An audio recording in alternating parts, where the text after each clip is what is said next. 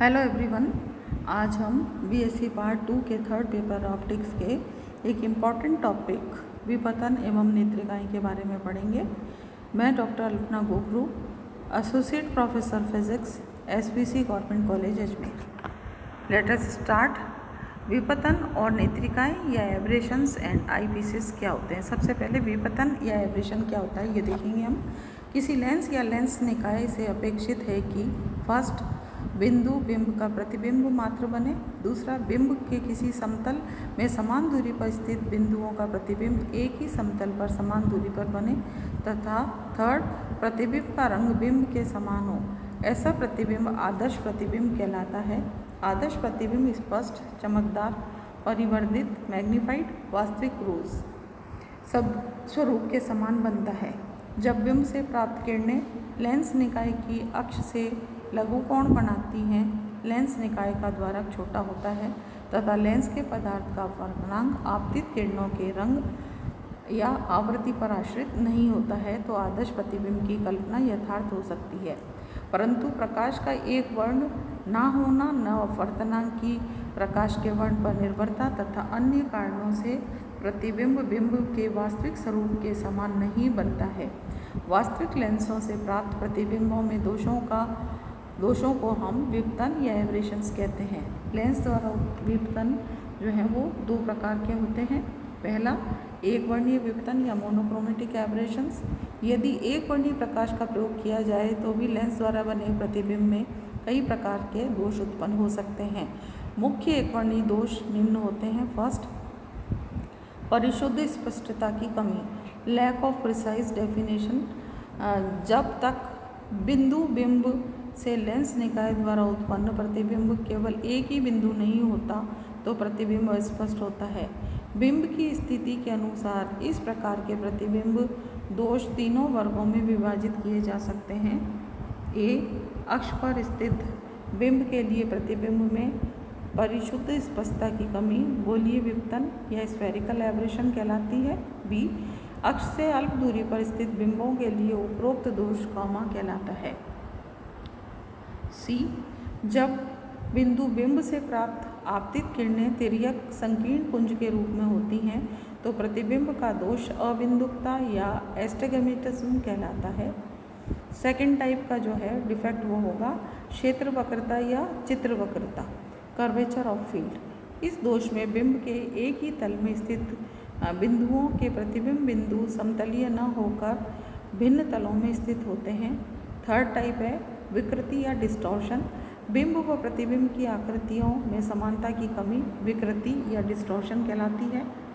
Second जो पहला हमने पढ़ा था वो था मोनोक्रोमेटिक एब्रेशन। अब हम दूसरा पढ़ रहे हैं वर्ण विपतन या क्रोमेटिक एब्रेशन। यह दोष प्रकाशीय उपकरणों में प्रयुक्त लेंसों के पदार्थ के अपवर्तनांक की प्रकाश के वर्ण अर्थात आवृत्ति पर निर्भरता के कारण उत्पन्न होता है।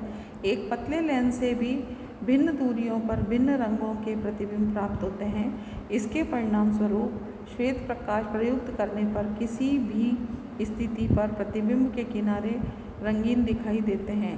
मनुष्य की आँख द्वारा रंगों में भेद सरलता से प्रेक्षित है, अतः वर्ण विपतन अन्य प्रतिबिंब दोषों के सापेक्ष अधिक महत्वपूर्ण होता है।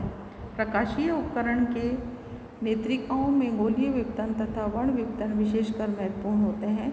इस अध्याय में हम केवल इन्हीं दो प्रतिबिंबों या दोषों के बारे में अध्ययन करेंगे। इस पूरे चैप्टर में हम गोलीय विपतन या स्फेरिकल एब्रेशन माना अनंत दूरी पर स्थित बिंदु स्रोतों से प्रकाश किरणें लेंस पर समानांतर आपतित होती हैं।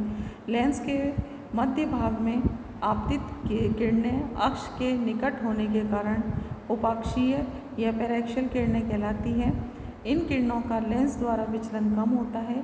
माना ये किरणें अक्ष पर बिंदु FP पर फोकसित होती हैं। लेंस के किनारों पर आपतित किरणें सीमांत किरणें कहलाती हैं। इनका विचलन पराक्षीय किरणों की अपेक्षा अधिक होता है, जिससे ये लेंस के निकट बिंदु FM पर फोकसित होती हैं और उपाक्षीय व सीमांत किरणों के मध्य भाग की किरणें लेंस द्वारा FM से FP पर विभिन्न बिंदुओं जैसा कि चित्र में दिखाया गया है फोकस होने लगती हैं। संक्षेप में लेंस के भाग दो भिन्न भिन्न भागों की फोकस दूरी भी भिन्न भिन्न होती है, जिसके कारण एक बिंदु बिंब का प्रतिबिंब एक ही बिंदु पर नहीं बल्कि उनके प्रतिबिंब भिन्न भिन्न स्थितियों पर बनते हैं। लेंस द्वारा उत्पन्न इस दोष को गोलीय विपतन कहते हैं। जैसा कि चित्र में क्लियर है, दो जगह फोकस हो रहा है IM और IP पे।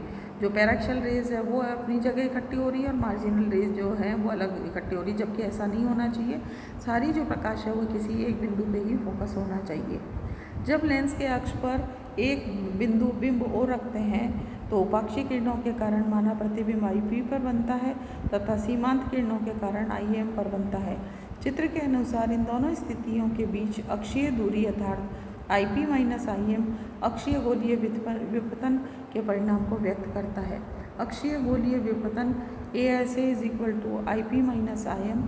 अनंत पर स्थित बिंब के लिए अक्षीय गोलीय विपतन ASA IP - IM = FP - FM। तो फोकल लेंथ हो गई पैरा एक्शियल रेज की जहाँ फोकस हुई और मार्जिनल रेज की जहाँ पे एक्शियल हुई, उन दोनों का डिफरेंस।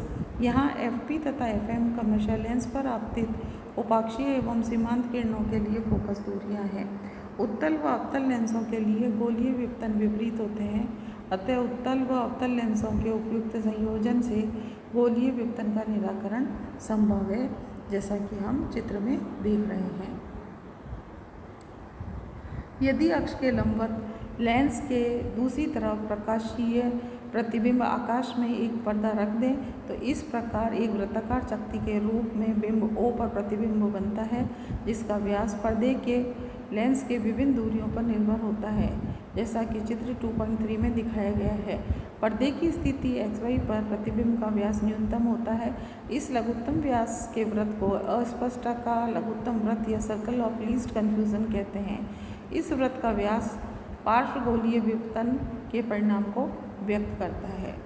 अगले लेक्चर में हम इसकी जो सेकंड डिफेक्ट पढ़ा था लेंस में, हमने गोलीय विपतन जो कि स्फेरिकल एब्रेशन था, स्फेरिकल एब्रेशन को घटाने की क्या क्या विधियाँ हो सकती है, method of reducing spherical aberrations के बारे में डिटेल में पढ़ेंगे।